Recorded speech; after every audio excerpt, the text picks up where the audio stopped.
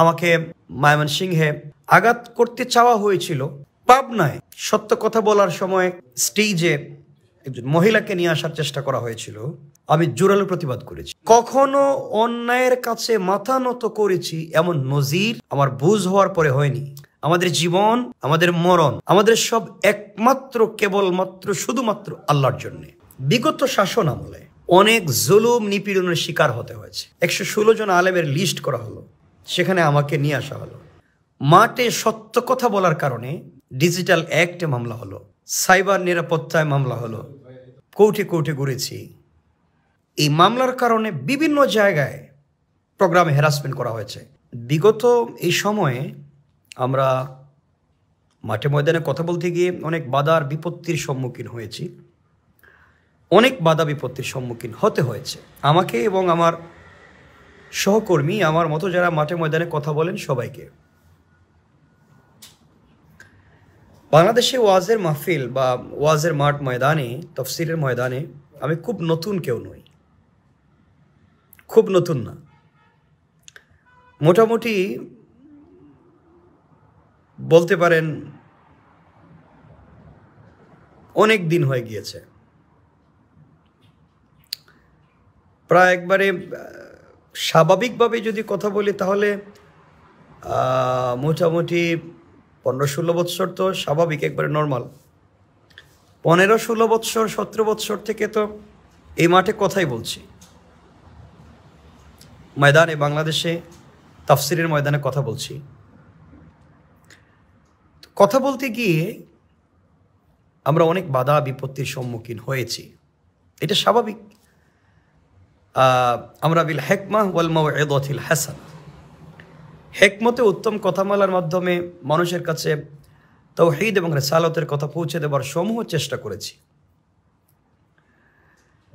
কারণ আমরা যদি কাউকে দিল থেকে, একেবারে কলিজাত থেকে ভালোবাসি, আমরা কাউকে হিদায়াত দিতে পারবো না।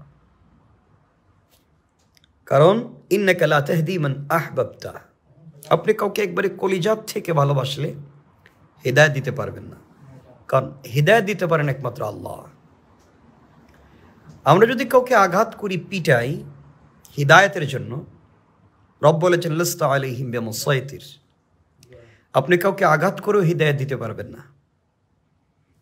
তাহলে আমাদের কাজ কি? আমাদের কাজ হচ্ছে বাল্লিগু আন্নি ওয়ালাউ আয়া, আমাদের কাজ হচ্ছে মানুষের কাছে সত্য কথাগুলো পৌঁছে দেওয়া।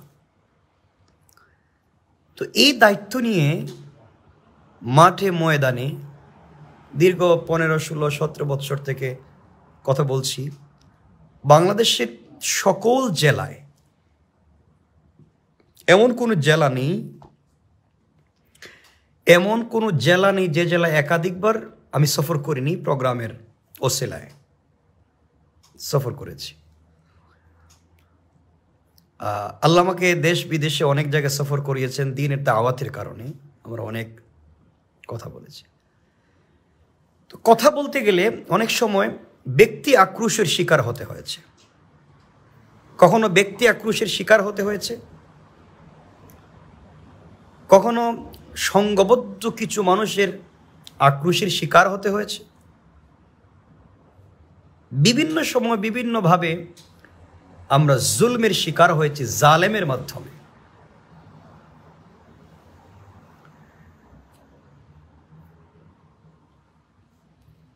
তো কখনো কথা বন্ধ হয়ে যায়নি। আপনারা জেনে থাকবেন, একবার কুমিল্লায় আমার প্রোগ্রামে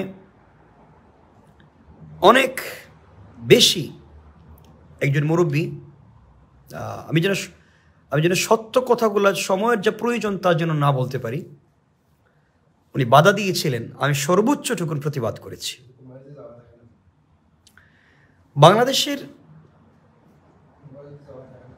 নোংরামি, ভূমি দখল, মসজিদ মাদ্রাসার জায়গা দখল, মসজিদ মাদ্রাসার কেশের টাকা মেরে খাওয়া, মসজিদ মাদ্রাসার পয়সা দিয়ে নিজের ব্যক্তিগত ব্যবসা করা, নিজের ফ্যামিলিকে চালানো, মসজিদ মাদ্রাসাকে নিজের সম্পত্তি মনে করা, এবং চুর নোংরা প্রকৃতির, একবারে নোংরা প্রকৃতির, যাদের কোনো ক্লাস নেই এমন মানুষ যখন মসজিদ মাদ্রাসার দায়িত্বশীল হয়, এদের বিরুদ্ধে সর্বোচ্চটুকুন কথা বলেছি। এই জন্য একবার আমাকে আমার মনে পড়ে ময়মনসিংহে আমাকে আঘাত করা হয়েছিল, মানে আঘাত করতে চাওয়া হয়েছিল, আল্লাহ পাক হেফাজত করেছে। সর্বোপরি ঘুষের ব্যাপারে, চাঁদাবাজির ব্যাপারে, ঘুষ, চাঁদা এবং সুদের ব্যাপারে কথা বলার কারণে নেত্রকোনায় অনেক আমার সাথে অনেক অন্যায় করার চেষ্টা করা হয়েছিল। আমি সর্বোচ্চটুকুন ময়দানে মাইকের সামনে হাজারো লাখো জনগণের সামনে স্টেজে প্রতিবাদ করেছি। পাবনায় সত্য কথা বলার সময় স্টেজে একজন মহিলাকে নিয়ে আসার চেষ্টা করা হয়েছিল, যে একজন দায়িত্বশীল সমাজের, ভালো, কিন্তু বলেছি প্রোগ্রামের মাহফিলগুলো চলবে না, যেহেতু কোরআনের তাফসীর চলছে। আমি জোরালো প্রতিবাদ করেছি। অর্থ দাঁড়াচ্ছে, যে কথা বলতে চাই, কখনো অন্যায়ের কাছে মাথা নত করেছি এমন নজির আমার বুঝ হওয়ার পরে হয়নি, যে কারো অন্যায়ের কাছে মাথা নত করেছি, কারো ভয় ভীতির কাছে মাথা নত করেছি। আমাদের জীবন, আমাদের মরণ সব আল্লাহর জন্য। ইন্না সলাতি ওয়া নুসুকি ওয়া মাহইয়ায়া ওয়া মামাতি লিল্লাহি রাব্বিল আলামিন। আমাদের জীবন, আমাদের মরণ, আমাদের সব একমাত্র, কেবলমাত্র, শুধুমাত্র আল্লাহর জন্যে। আমরা এটা বিশ্বাস করছি এবং মনে প্রাণে বিশ্বাস করি যে আমরা আল্লাহর জন্য কথা বলি, রাসূলের জন্য কথা বলি। পৃথিবীর কেউ পাশে থাক বা না থাক, কেউ কাছে থাক বা না থাক, অবশ্যই আল্লাহ হেফাজত করবে। তো এতগুলো কথা বলার কারণ হচ্ছে, বিগত শাসন আমলে অনেক জুলুম নিপীড়নের শিকার হতে হয়েছে। আপনারা জানেন 116 জন আলেমের লিস্ট করা হলো, সেখানে আমাকে নিয়ে আসা হলো। আমরা জুলুমের শিকার হয়েছি, আমরা মাঠ থেকে চলে যাইনি, আমরা কথা বলেছি। আমরা কোনো ব্যক্তি স্বার্থ, দলীয় স্বার্থ, কোনো সংঘবদ্ধ গোষ্ঠীর স্বার্থ চরিতার্থ করতে চাইনি। আমরা সর্বোচ্চটুকুন কথা বলেছি। বাংলাদেশের প্রথম সারির আলেমদেরকে লিস্ট করা হলো তাদেরকে বিপদগ্রস্ত করার জন্য। আল্লাহ আমাদেরকে হেফাজত করেছেন। যারা জুলম করেছে, যারা আলেমদেরকে সমালোচনার পাত্র বানাতে চেয়েছিল, হেনস্থা এবং হ্যারাসমেন্ট করতে চেয়েছিল, আল্লাহ তাদেরকে আস্থা খুঁড়ে নিক্ষেপ করেছেন, বেইজ্জতের লাঞ্ছনার জিন্দেগি তাদেরকে দিয়েছেন। বিগত শাসন আমলে আমি ময়দানে, মাঠে সত্য কথা বলার কারণে ডিজিটাল অ্যাক্টে মামলা হলো, সাইবার নিরাপত্তায় মামলা হলো, কোর্টে কোর্টে ঘুরেছি, আমাকে অনেকে সাপোর্টও দিয়েছেন। কোর্টে কোর্টে ঘুরেছি, এমনও মনে পড়ে প্রোগ্রাম করেছি এক জায়গায়, পুলিশ আমার বাসায় গিয়েছে, আমি কোথায় প্রোগ্রাম করেছি সেখানে গিয়েছে, এবং এই মামলার কারণে বিভিন্ন জায়গায় প্রোগ্রামে হ্যারাসমেন্ট করা হয়েছে। কিন্তু আলহামদুলিল্লাহ এগুলা ছিল, আমরা সত্য কথা বলেছি, জমিনে আল্লাহর দ্বীনের কথা বলেছি। সুদ, ঘুষ, হারাম, নোংরামি, চাঁদাবাজি, জবরদখল, ভূমি খেকু, মসজিদ মাদ্রাসার জায়গা দখলকারী, এদের বিরুদ্ধে সর্বোচ্চটুকুন প্রতিবাদ করেছি। নোংরা প্রকৃতির মানুষের বিরুদ্ধে প্রতিবাদ করেছি। দেশ, রাষ্ট্র, সাম্প্রদায়িক সম্প্রীতি রক্ষার জন্য সর্বোচ্চটুকুন কথা বলেছি। আপনারা জানেন দিনাজপুরে বাংলাদেশের ঐতিহ্যবাহী একটা বিশাল মন্দির, সেই মন্দিরের মাঠে প্রোগ্রাম হয়েছিল, হিন্দু, বৌদ্ধ, মুসলিম সবাই বসা ছিল। আমি অসাম্প্রদায়িক চেতনা ইসলাম কথা বলেছি, কিন্তু কখনো বিচলিত হয়নি, কারণ বিশ্বাস করি একথা, সত্যের পথে থাকলে কেউ থাক বা না থাক, আল্লাহ তো আছেন। আমরা এটা জানি, এই জন্য আমরা কথা বলেছি। এই জুলমের কারণে এই মামলা এগুলোর কারণে এক সময় প্রবাসে আসতে হয়েছে, বিদেশে এসেছি, আবার দেশে এসেছি যে একবারে দেশে চলে আসবো না এটা নয়, অবশ্যই আসবো। বিগত যে বিপ্লব হলো, ছাত্র জনতার বিপ্লব, আমি এটাকে বিপ্লব বলছি। এই বিপ্লবে আমাদের জায়গা থেকে আমরা সর্বোচ্চটুকুন ট্রাই করেছি ছাত্রদেরকে সংঘবদ্ধ করার, তাদেরকে সাপোর্ট করার এবং প্রবাসীদেরকে সংঘবদ্ধ করে প্রতিবাদটুকুনকে জাগ্রত করবার, তাদেরকে সকলভাবে সাপোর্ট দেওয়ার আমরা চেষ্টা করেছি।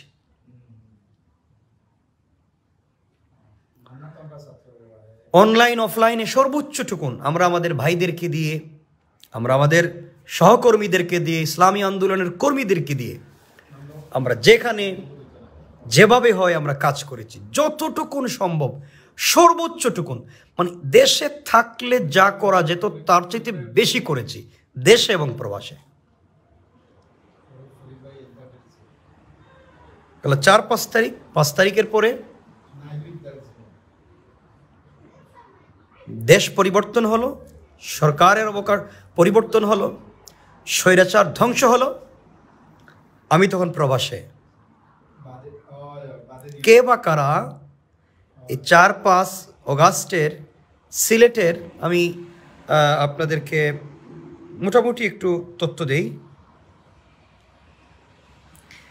সিলেটের নয়া সড়ক পয়েন্টে 17 নম্বর ওয়ার্ড, এর সদর কোতোয়ালি, আনুমানিক 2টার দিকে, আনুমানিক লেখা দেখতেছি, বা সরি টাইম দেখা যাচ্ছে না, বিকাল 6টার দিকে, 2টা 6টা। এখানে কে বা কারা মারামারি, আমি তো প্রবাসী, আমি প্রায় বছরের উপরে আমি প্রবাসী, জানি না। এখানে একটা মামলা হয়েছে বিস্ফোরক আইনে। মামলার বাদী হচ্ছে আক্কাস আলী, মামলার বাদী, তার গ্রামের বাড়ি নিজগাঁও, থানা শাল্লা, জেলা সুনামগঞ্জ, বর্তমান ঠিকানা নয়া সড়ক কোতোয়ালি। আমি এভাবেই কি একটা বাকি আমি আরো বলতে পারবো, নয়া সড়ক, নানা বিরিয়ানি, নানা কি বিরিয়ানি লেখা। তো এগুলা, এই মামলায় আমাকে 22 নম্বর আসামি করা হয়েছে। আমরা জানি না এটা হওয়ার পরে, এই যে এই 5 তারিখ অগাস্টের এই 4-5 তারিখের এই ঘটনায় আমাকে 22 নম্বর মামলার আসামি করা হলো। আমি তখন বিদেশে, আমি জানি না এগুলো, আমি বিস্ফোরক মামলায় আসামি হলাম। আমাদের ভাইয়েরা, ইসলামী আন্দোলনের কর্মীরা সর্বোচ্চটুকু ট্রাই করেছেন কথা বলার জন্য, তার কাছে গিয়েছেন। এবং আমরা জানি না, বাংলাদেশে ছাত্র জনতার বিপ্লবের সময় সিলেটে যারা নির্যাতনের শিকার হয়েছেন, আমি ব্যক্তিগতভাবে, আমি, আমার ভাইয়েরা প্রবাসী এবং আমাদের ইসলামী আন্দোলনের কর্মীরা মিলে হসপিটালে গিয়ে তাদের খবর নিয়েছে, আমাদের পক্ষ থেকে তাদের খবর নিয়েছে, তাদেরকে সহযোগিতা করেছে, পয়সা পর্যন্ত দিয়েছে। আমরা এগুলো করেছি। কিন্তু দেখা যায় যে এই আক্কাস আলী নামী একজন মানুষ 60, সে বাদী হয়ে 22 নম্বর আমাকে দিয়ে একটা মামলা করা হলো। আমরা চেষ্টা করলাম বাদীর সাথে কথা বলার, সে যেটা বললো সে জানে না কে বা কারা তার কাছ থেকে দস্তখত নিয়ে তারা মামলায় কাকে কোথায় আসামি করেছে সে জানে না। সেটা হচ্ছে তার প্রথম কথা। এবং শেষ পর্যায়ে সে কি বলেছে এবং কি বলেছে, শেষ পর্যায়ে সে কি তথ্য দিয়েছে, এটা আপনারা একসময় জানতে পারবেন। সে কি তথ্য আমাদেরকে দিল, যে কারা জড়িত, কে বা কারা এই নামগুলা দিয়েছে, আপনারা জানতে পারবেন, হয়তো একটু সময় লাগবে। তো বলতে চাই, আমি প্রবাসে 1 বছরের উপরে, এই মুহূর্তে আমার উপরে মামলা হলো সিলেটে, সেটা আমার জন্মভূমি। সারা বাংলাদেশে মাঠে ময়দানে কথা বলেছি, কি এইভাবে উদ্ভট মিথ্যা মামলা করার সুযোগ পায়নি। শেষ পর্যন্ত আমার জন্ম সিলেটে, আমার বিরুদ্ধে হলো মামলা, তাও 22 নম্বর আসামি, বিস্ফোরক আইনে। আমি জানি না, আমি প্রবাসে এখন স্টিল না প্রবাসে, অবশ্যই দেশে আসবো। তো আমি যে কথা বলতে চাই, যারা নিবৃতে অন্ধকারে একাকিত্বে অপরাধ করে বেড়ায়, যারা ফেস টু ফেস আসতে পারে না, তারা সামনে দাঁড়িয়ে কথা বলতে পারে না, যাদের ফ্যামিলি গ্রাউন্ড নাই, যারা ব্যক্তিত্বহীন, যারা নোংরা চরিত্রের অধিকারী, যাদের ক্লাস ফেল, যাদের কোনো আদর্শ নাই, না বংশীয়, না ফ্যামিলিগত, না ব্যক্তিগত, যাদের কাজ হচ্ছে নোংরামি করা, আর এভাবেই 2, 4, 5, 10, 20 টাকা ইনকাম করে সমাজে চলা, এই নোংরামি করে চান্দাবাজি, 2 নম্বরি, ঠুকাই, পকেট চুরি, এই ধরনের মানুষ ছাড়া আমার নাম এখানে দিতে পারে না। তার যদি সৎ সাহস থাকতো, সত্যিকার অর্থে সে যদি জন্মগতভাবে বৈধ হতো, তার যদি সৎ সাহস হতো, আমরা এখনো জানতে পারতেছি না মানুষটা কে, আমরা জানবো ইনশাল্লাহ, তো আপনাদের কাছে নিয়ে আসবো। আপনারা আমাকে বলতে চাচ্ছেন যে জানাবার জন্য, অবশ্যই জানাবো আপনাদেরকে। এটা জন্মগত যদি ত্রুটি না থাকে, ফ্যামিলি গ্রাউন্ডে মা বাবার চারিত্রিক দুর্বলতা যদি না থাকে, আমার মতো একটা মানুষ যে সাবেক সরকারের আমলে জুলমের শিকার, এমন একটা মানুষ প্রবাসে থাকার পরে তাকে মামলার আসামি করা হয়েছে। তাও যদি সৎ সাহস হতো, বুকে যদি সাহস থাকে, তাহলে অবশ্যই সামনে দাঁড়িয়ে চোখে চোখ রেখে কথা বলতে পারতো। আমরা জানি, আমরা আল্লাহকে বিশ্বাস করি, আমরা জবাবদিহিতায় ভয় করি আল্লাহর কাছে। আমরা এই জবাবদিহিতার ভয় আমাদের ভিতরে থাকবার কারণে আমরা এর বুকে হাত দিয়ে বলতে পারি, এই পৃথিবীর, আমি অনলাইনে পুরো পৃথিবীর মানুষের কাছে আমি একটা কথা বলছি, এই পৃথিবীর কোনো মানুষ দাঁড়িয়ে বলতে পারবে না যে তার প্রতি আমি জুলুম করেছি, প্রশ্নই আসে না। এই কাজ আমি করি না। যতটুকু ন্যায়, যতটুকু ইনসাফ, তার উপরে প্রতিষ্ঠিত থেকে হক প্রতিষ্ঠার চেষ্টা করেছি, সর্বোচ্চটুকু। কথা হচ্ছে, শেষ পর্যন্ত আমার এলাকা, আমার মনে হচ্ছে এটা আমার এলাকা, আমার সিলেট, আমার শহর, আমার জন্ম, এখানে আমার উপরে মামলা করা হলো। যারা এগুলা করিয়েছে তারা নোংরা চরিত্রের, নোংরা মন মানসিকতার, নিকৃষ্ট, চরিত্রহীন, আদর্শহীন, মনুষ্যত্বহীন, বিবেকহীন, লাম্পট্যপনায় যারা বিকারগ্রস্ত, মাদক, জোয়া, ফেন্সিডিলিয়া বা গাজার মাধ্যমে যাদের জন্ম এবং যাদের বেড়ে ওঠা, চুরি ডাকাতির মাধ্যমে যাদের জন্ম এবং বেড়ে ওঠা, এরা ছাড়া এই সমস্ত কাজ কারো করার সাহস এবং ক্ষমতা নাই। না সরাসরি আমাকে বলতে পারে যে আমার এই প্রবলেম, কিন্তু চিনা নাই, জানা নাই একটা মানুষকে, একটা বিদেশে, সে দেশে নাই, তার উপরে মামলা করে দিল। কেমন হতে পারে? সৎ সাহস থাকলে তো সামনাসামনি কথা বলতে, যে আমার এই প্রবলেম, আমি তোমাকে এটা করতে চাই। এই দেশের, বাংলাদেশের, আলহামদুলিল্লাহ সুম্মা আলহামদুলিল্লাহ, যখন যে সিচুয়েশন, যখন যে প্রবলেম হয়েছে, আমরা পাশে দাঁড়িয়েছি। আমার এলাকার জন্যে বন্যার সময় আমি সর্বোচ্চটুকুন চেষ্টা করেছি। পিছনে কে কি কথা বলল এগুলো আমরা শুনতে চাই না। মানুষ পিছনে কে কি কথা বলবে এগুলা নিয়ে আমরা বড় হইনি। কারণ মনে রাখতে হবে, অপেক্ষা শেষটা একদিন সুন্দর হবে, ক্লান্ত হৃদয়টাও একদিন শান্ত হবে, প্রার্থনার আওয়াজগুলো একদিন কবুল হবে ইনশাআল্লাহ। যারা এই কাজগুলোর সাথে জড়িত যারা এই নোংরামির সাথে জড়িত তারা হয়তো বুঝতে পারতেছে না যে তারা কি পর্যায়ের নোংরামিতে লিপ্ত।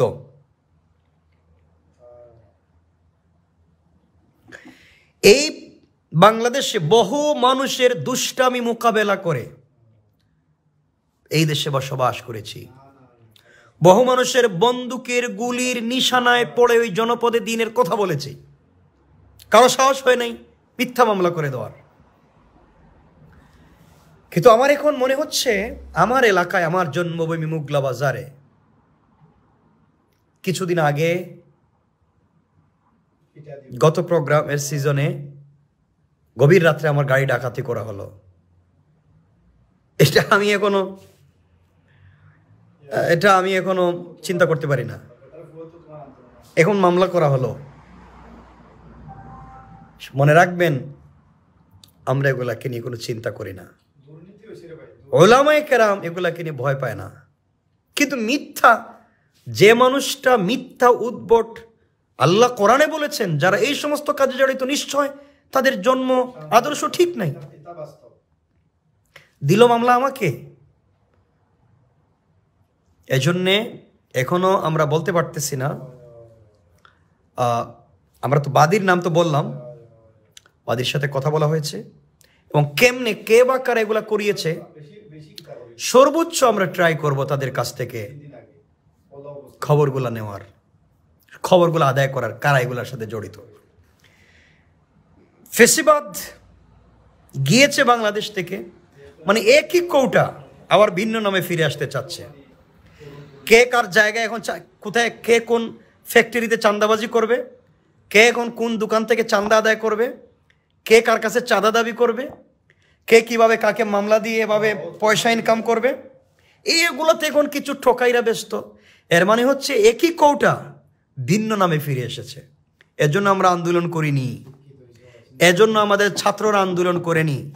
মনে রাখবেন, এই আন্দোলনে সরাসরি আমার ছাত্র শহীদ হয়েছে, আমার সরাসরি ছাত্র গুলি খেয়েছে। আপনারা মনে রাখবেন, আমি বাংলাদেশে থাকাকালীন সিনিয়র যেমন মাদ্রাসার দায়িত্বশীল ছিলাম, আমি এক সময় ইংলিশ মিডিয়াম স্কুলের ভাইস প্রিন্সিপাল ছিলাম। সুতরাং আমার স্টুডেন্ট গুলি খেয়েছে, আমার স্টুডেন্ট শহীদ হয়েছে, আমরা এখান থেকে সর্বোচ্চটুকুন করবার চেষ্টা করেছি। কিন্তু যারা হামলা মামলা দিয়ে আবার মানুষকে বিকারগ্রস্ত করতে চায়, দিকভ্রান্ত করতে চায়, আমরা মনে করছি একই কৌটা ভিন্ন নামে ফিরে আসছে। মনে রাখবেন, এই চুরি চামারি বদমাইশি, এই সিন্ডিকেট, চাঁদাবাজি, গাঁজা, হিরোইন, এই ব্যবসাগুলা নিয়ে যারা সমাজকে বিকারগ্রস্ত করে ভালো মানুষকে মামলা হামলা দিয়ে যারা ষড়যন্ত্রে লিপ্ত করতে চায়, মনে রাখবেন সূর্য উদিত হতে বেশি সময় বাকি নেই। যেই ছাত্র জনতা জালিমকে স্বৈর শাসনের পতন ঘটিয়েছে, এই সমস্ত নোংরা মানুষের পতন ঘটাতে খুব সময় লাগবে না। এই জন্য মনে রাখবেন যে এখনো কেউ ক্ষমতা পায়নি, নির্বাচন হয়নি। দেশে যা হচ্ছে, হাজার হাজার মামলা হচ্ছে মানুষের নামে, ভুয়া মামলা, উদ্দেশ্য প্রণোদিত মামলা, স্বার্থ হাসিলের নামে মামলা, এগুলা কি হচ্ছে? খুব অন্যায়। সুতরাং আমরা আবারও বলছি, জানি না কে করেছে, কে এগুলার সাথে জড়িত। কিন্তু দুঃখ হচ্ছে, আপনারা জানেন আমি আমার এলাকাকে রিপ্রেজেন্ট করেছি, সুখে দুঃখে এলাকার পাশে ছিলাম। কে আমার কাছে এসেছে, একজন লোকও বলতে পারবে না দাঁড়িয়ে যে আমি মাহমুদাবাদীর কাছে কোনো প্রয়োজনে কেউ এসেছে খালি হাতে ফিরে গিয়েছে। এটা আমি গর্ব করে বলছি, কেউ খালি হাতে যায়নি কোনোদিন। যে যখন যেটা বলেছে আমার সর্বোচ্চ জায়গা থেকে চেষ্টা করেছে সাপোর্ট করার। আমার এলাকায় বন্যার সময় আমি মানুষের বাড়িতে বাড়িতে ঘরে ঘরে গিয়েছি। আমি সর্বোচ্চটুকুন করেছি এককভাবে, যা কেউ করেনি। আমি একেবারে ঠান্ডায় মানুষ কাঁপতেছিল, হাজার হাজার কম্বল বিতরণ করেছি এই এলাকার জন্যে। আমি অন্ধকার রাত্রে মানুষের বাড়িতে বাড়িতে বাড়িতে গিয়ে মানুষের প্রয়োজনটুকুন যে যেভাবে চেয়েছে তাকে দিয়ে এসেছি। আমার মানুষেরা, আমার বন্ধু বান্ধব, আমার সহকর্মী, আমার স্বেচ্ছাসেবক টিম, এলাকার অনেক লোক আছে যারা চুকে চুক রেখে দাঁড়িয়ে কথা বলতে পারবে না, কারণ সে আমার কাছে ঋণী। কিন্তু আফসুস হয়, আমি একমাত্র অনলি একজন মাহমুদাবাদী, যেই নাম পুরো দুনিয়ায় রিপ্রেজেন্ট করেছি। শেষ পর্যন্ত আমাকে মামলা দেওয়া হলো। এরকম খুব কষ্ট পেয়েছি আর অবাক হয়েছি এই জন্য যে আমি তো দেশে না, আমি তো বাহিরে, আমাকে মামলা দেওয়া হলো। ইনশাল্লাহ সব ঠিক হয়ে যাবে, জালেমরা ধ্বংস হয়ে যাবে। সারা বাংলাদেশের উলামায়ে কেরামের প্রতিবাদ করতেছেন, সাধারণ ছাত্র জনতা সহ অনলাইন অফলাইনে হাজার হাজার লেখা হচ্ছে। অনেক পত্রিকায়, অনলাইন অফলাইনের পত্রিকায় রিপোর্ট করা হচ্ছে। ইনশাল্লাহ 2004-এ আমাদের সেরেতাজ শেখুল হাদিস, এই জাতির সিংহ পুরুষ আল্লামা আজিজুল হক রহমতুল্লাহি আলাইহির সাথে জুলম করবার কারণে একসময় জালেমেরা ধ্বংস হয়েছিল। এই বাংলার সিংহ পুরুষ, এই বাংলার মুজাহিদ মুফতি আমিনী রহমতুল্লাহি আলাইহির সাথে জুলম করবার কারণে ধ্বংস হয়েছিল। এই বাংলার সিংহ পুরুষ প্রিন্সিপাল আল্লামা হাবিবুর রহমানের সাথে জুলম করবার কারণে ধ্বংস হয়েছিল। আমার শেখ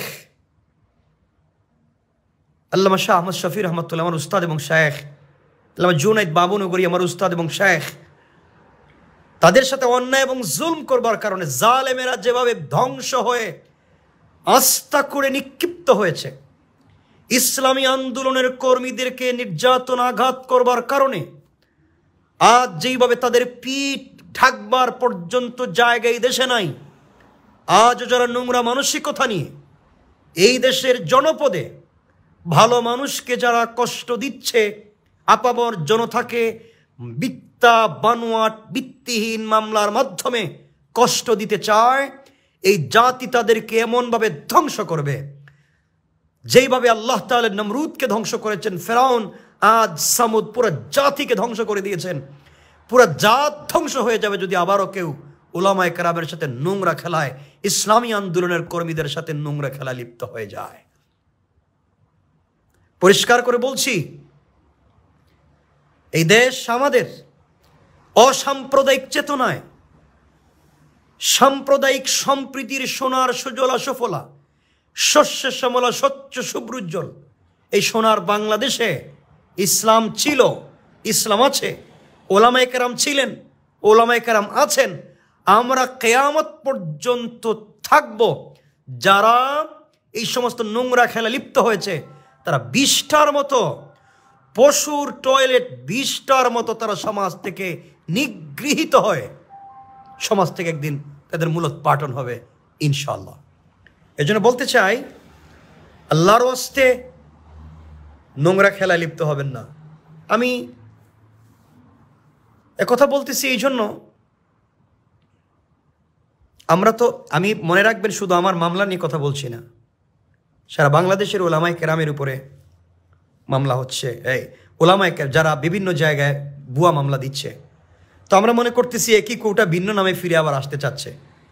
তো ওলামায়ে কেরাম সংঘবদ্ধ হচ্ছেন, বাংলাদেশের সকল ইসলামী আন্দোলন সংঘবদ্ধ হচ্ছে, আমাদের তরুণ প্রজন্ম একাগ্র চিত্তে চিন্তা করে সিদ্ধান্ত নিচ্ছে এই জাতির এই বিপ্লবকে, এই বৈপ্লবিক চেতনাকে সমুন্নতে রেখে এই জাতিকে প্রতিষ্ঠিত করতে হলে দ্বিধা বিভক্ত সব ভুলে গিয়ে একীভূত একত্রিত হওয়ার সময়ের দাবি আমরা সে পথে আগাচ্ছি।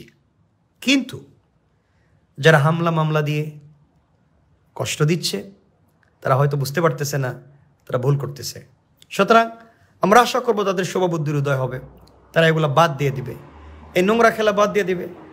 কারণ কয়েক টাকার জন্য বা কিছু ফায়দা হাসিলের জন্য যারা এই নোংরা কাজগুলো করে তারা অনেক খারাপ মানুষ।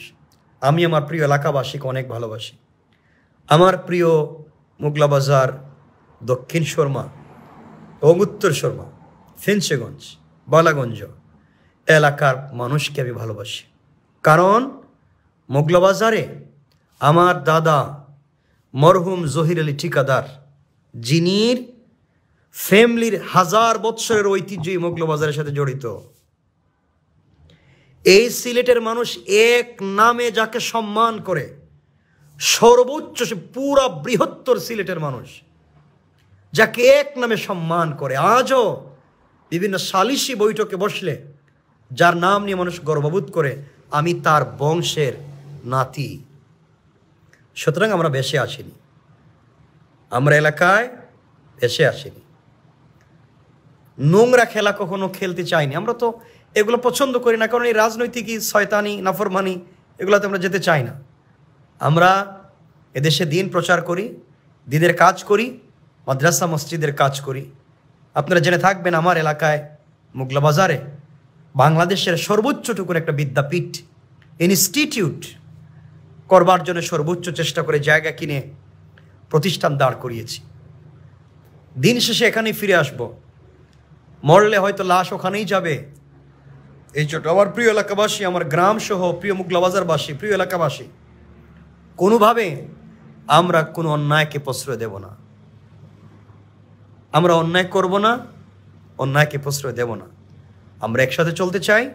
আমরা ধর্ম বর্ণ নির্বিশেষে, কে হিন্দু, কে বৌদ্ধ, কে ইহুদি, কে খ্রিস্টান, কে মুসলিম, সে পরিচয় নয়। আমরা বাঙালি, বাংলাদেশি হিসাবে একসাথে থাকতে চাই। ধর্ম বর্ণ নয়, কালো আর ধলর কোনো পরিচয় নয়। আমরা সকলেই বাঙালি, বাংলাদেশি, এভাবে আমরা থাকতে চাই। সুতরাং আল্লাহর ওয়াস্তে আমরা নোংরামি করব না। যারা এগুলা করতেছে তারা নোংরাই, জাতিগতভাবে নোংরা, বংশগতভাবে নোংরা, চরিত্রগতভাবে নোংরা, আদর্শগতভাবে নোংরা, ফ্যামিলিগতভাবে নোংরা, মা বাপের বংশগত চরিত্রগত দিক থেকে নোংরা।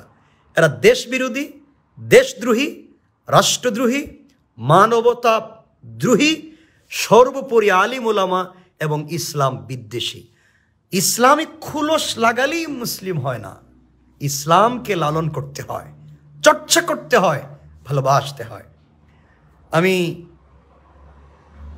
অনেক কথা বলার ছিল, হয়তো লম্বা করতে চাচ্ছি না, অনেক লম্বা হচ্ছে, এই জন্য লম্বা করতে চাচ্ছি না। তো এতটুকু আপনাদেরকে বললাম যে আমাকে হাজার হাজার SMS করতেছেন, হাজার হাজার ইমেইল করতেছেন আপনারা, হুজুর কি হয়েছে, কিসের মামলা। আপনাদের প্রতি আমি চিরকৃতজ্ঞ।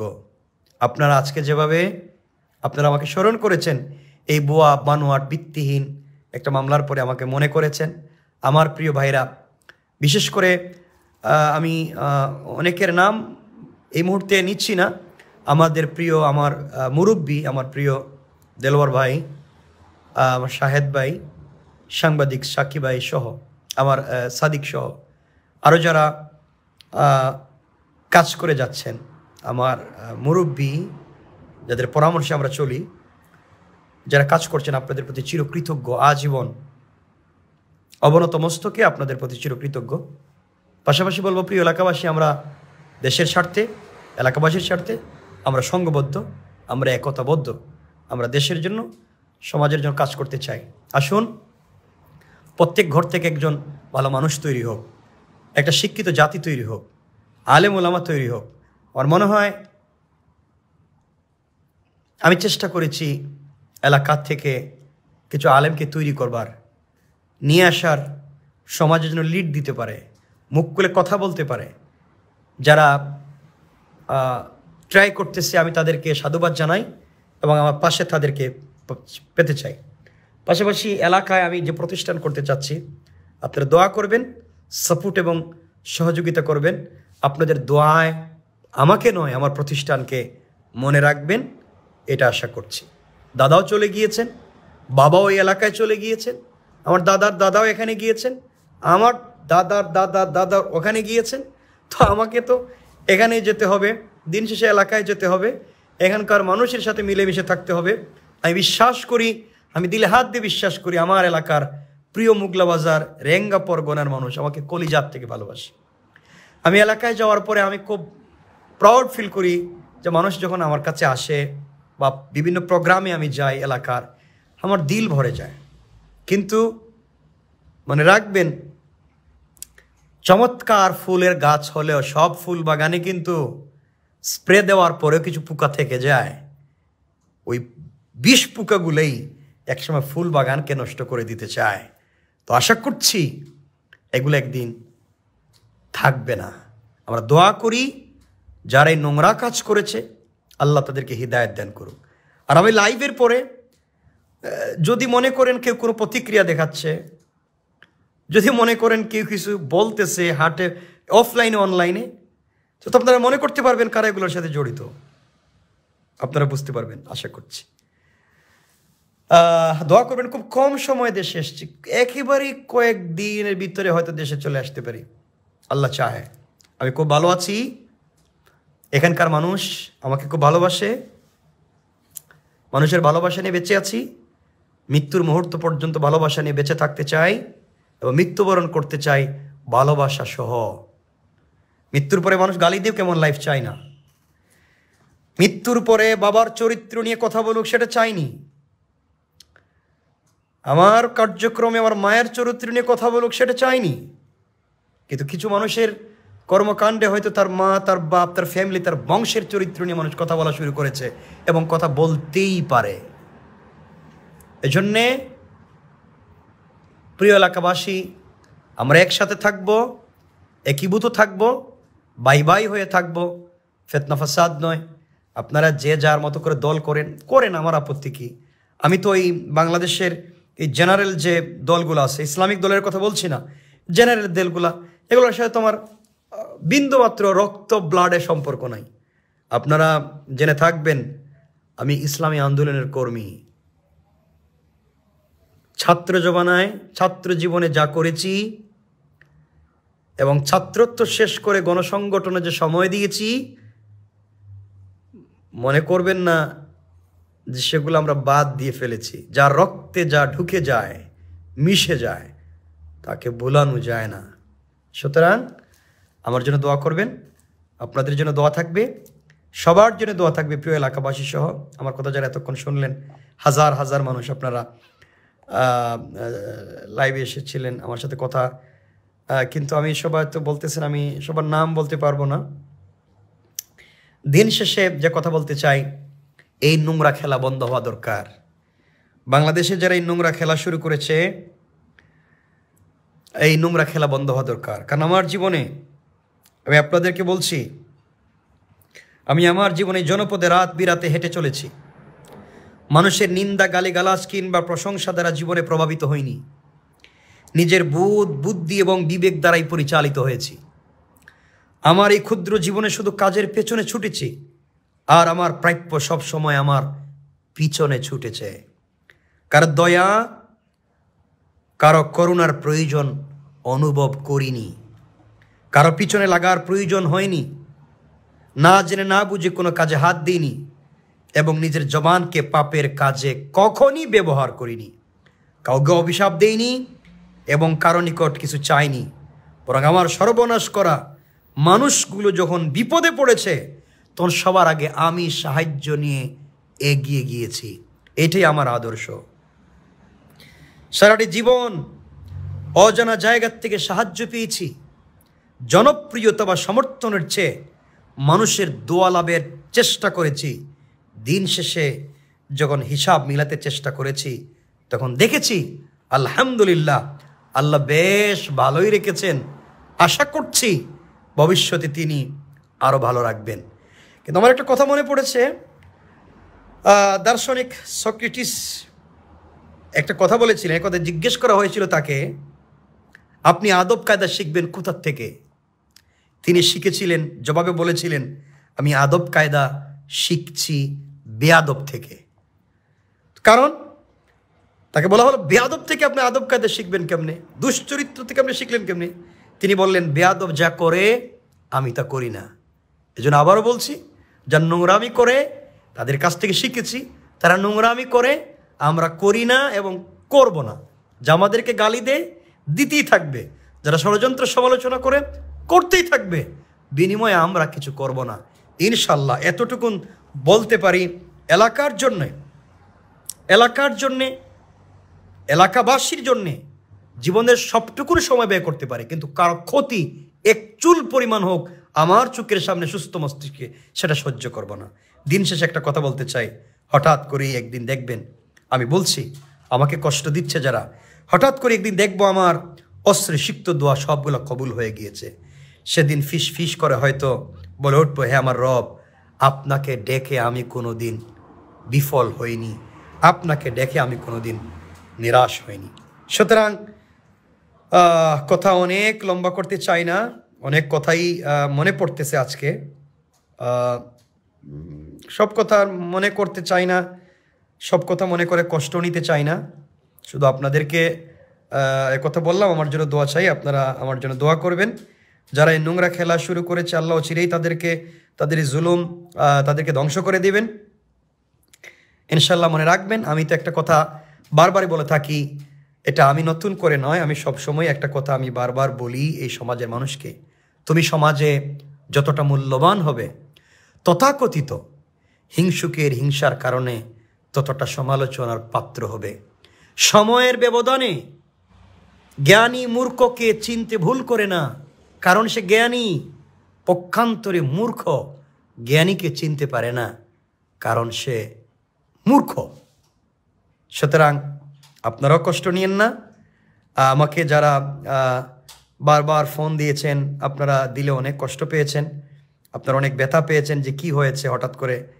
এজন্য আপনারা যে হারে আমাকে ভালোবাসা দেখিয়েছেন, আপনাদের প্রতি কৃতজ্ঞ। 1000 বছর বেঁচে থাকলে আপনাদের কৃতজ্ঞতা চিত্তে স্মরণ করব আপনাদেরকে। লম্বা করতে চাই না, শেষে কথা বলতে চাই, প্রিয় বাংলাদেশ, প্রিয় মাতৃভূমি, আমরা সবাই একসাথে চলতে চাই, নিরাপদে থাকতে চাই, বসবাসযোগ্য সুন্দর সম্প্রীতির সৌহার্দ্যপূর্ণ একটা রাষ্ট্রের মধ্যে আমরা সবাই মিলেমিশে একাকার হয়ে বসবাস করতে চাই। আমরা সুখ দুঃখের সাথী হতে চাই, আমরা বিপদে সাহায্য করতে চাই। এখনো বলছি আমার প্রতিবেশী কোনো খ্রিস্টান যদি হয়, আমি সাহায্যের হাত আগে তার দিকে বাড়াবো। হিন্দু হয়, আমি সাহায্যের হাত তার দিকে আগে বাড়াবো। যে এই মামলায় এই কলকাঠি নেড়েছে আমি জানি না, তারাও যদি কখনো ভয়ঙ্কর বিপদে পড়ে কাউকে যদি পাশে না পায়, আমাকে বললে আমি আবার পাশে থাকব। এটাই আমাদের আদর্শ, এটাই আমাদের মমত্ববোধ। সুতরাং আল্লাহ আমাদের সবাইকে ভালো রাখুক, আল্লাহ আমাদের সবার কল্যাণ করুক। অনেক কথা আমি বললাম। সুতরাং যারা এই সমস্ত হামলার সাথে জড়িত, যারা স্পষ্টভাবে এগুলা করিয়েছে, আমি আশা করব তারা, আল্লাহ তাদেরকে হিদায়াত দান করুক, তারা তওবা করে ভালো পথে চলে আসুক। আর যদি তাদের কপালে হিদায়াত না থাকে, খাতামাল্লাহু আলা কুলুবিহিম ওয়া আলা সামইহিম ওয়া আলা আবসারিহিম গিশাওয়া, যদি তাদের সব জায়গায় আল্লাহ মোহর অঙ্কিত করে দেয়, আল্লাহ যেন তাদেরকে সমূলে পরিবার সহ পুরা জাতি গোষ্ঠী সহ যেন জালেমের মতো ধ্বংস করে, ফেরাউনের মতো, নমরুদের মতো, হামানের মতো, সাদ্দাদের মতো, কারুনের মতো তাদেরকে যেন আল্লাহ ধ্বংস করে দেয়। এতটুকুনি বললাম। আর যদি তাদের কপালে হিদায়াত থাকে, আল্লাহ যেন হিদায়াত দেয়। আবারও দেখা হবে হয়তোবা কোনো মাঠে, মিছিলের সামনে, না হয় কোনো প্রোগ্রামের স্টেজে, আবার দেখা হবে কোনো বিপদগ্রস্ত মানুষের সাহায্যের সামনে। এভাবেই আমরা আবারও এক জায়গায় জমা হয়ে যাব। আর যদি দুনিয়ায় কারোর সাথে দেখা না হয়, হাউজে কাউসারে দেখা হয়ে যাবে ইনশাআল্লাহ। ওই জায়গায় যদি দেখা না হয়, কিয়ামতের মাঠে যারা জুলম করেছে তাদের বিরুদ্ধে আল্লাহর আদালতে নালিশ করবার সময় আমি হয়তো আপনাদের সাথে আবারও দেখা হয়ে যাবে। হয়তোবা ওই দিন আপনারা আমাকে চিনতেও পারেন, আমি আপনাদেরকে নাও চিনতে পারি, আশা করি চিনে নিব ইনশাআল্লাহ। আমি না চিনলেও আমার রব অবশ্যই চিনিয়ে দিবেন, কারণ রব তো বলেছেন সকল কষ্টের পরে সুখ থাকে। ইন্না মাআল উসরি ইউসরা, আমরা এভাবেই চলবো। ইন্না মাআল উসরি ইউসরা, আমরা এভাবেই চলবো। আমরা বিশ্বাস করছি হাসবি আল্লাহ, আল্লাহ আমাদের জন্য যথেষ্ট, একমাত্র আল্লাহই আমাদের জন্য যথেষ্ট। এই পৃথিবীতে আমাদের কেউ কিছু করতে পারবে না যতক্ষণ পর্যন্ত আমাদের সাথে আছেন আমাদের আল্লাহ। সুতরাং অনেক কথা বলার ছিল, অনেক লম্বা হয়ে যাচ্ছে দেখে কথাকে আর আমরা লম্বা করতে চাই না, আমরা এখানে রেখে দিতে চাই। আমার জন্য দোয়া করবেন। ভালো মানুষ দুইটা জায়গায়, ভালো মানুষ দুইটা কাজ করে পৃথিবীতে বসবাস করতে হয়। একটা হচ্ছে ভালো মানুষ সমাজে চলতে গেলে অনেক বিপদ মোকাবেলা করে চলতে হয়। 2 নম্বর হচ্ছে ভালো মানুষ সমাজে চলতে গেলে অনেক খারাপ মানুষের লাল চক্ষু রুশানলে পড়ে নিজেকে স্টিল রেখে চলতে হয়। দিন শেষে হাসবি আল্লাহ, আল্লাহই আমাদের জন্য যথেষ্ট, আগেও এখনো কিয়ামত পর্যন্ত ইনশাআল্লাহ। আল্লাহ আমাদের সবাইকে ভালো রাখুক, সুস্থ রাখুক। যারা এই সমস্ত নোংরামি করেছে আল্লাহ তাদেরকে হিদায়াত দান করুক। এখনও পরিষ্কারভাবে বলতে পারতেছি না কারা এই সমস্ত কাজের সাথে জড়িত। আমরা যখনই জানতে পারবো আপনাদেরকে অবশ্যই জানিয়ে দেব কারা এই সমস্ত কাজের সাথে জড়িত। আশা করছি এই দিন ওই আগের দিনের মতো নাই যে বাপ দাদার নাম বিক্রি করে, দলের নাম বিক্রি করে দিয়ে একটা কাজ করে ফেলবো। এখন এই বিপ্লবে প্রতিষ্ঠিত হওয়া সরকার, হাজার হাজার ছাত্রের রক্তের উপর দিয়ে প্রতিষ্ঠিত হওয়া সরকার, আমি অভ্যুত্থান বলছি না, অভ্যুত্থান সারতে হয়, আর বিপ্লব দেরাষ্ট্রের প্রয়োজন হয়। এই বৈপ্লবিক সরকার আজও প্রতিষ্ঠিত। আশা করছি নোংরা খেলা খুব বেশি থাকবে না।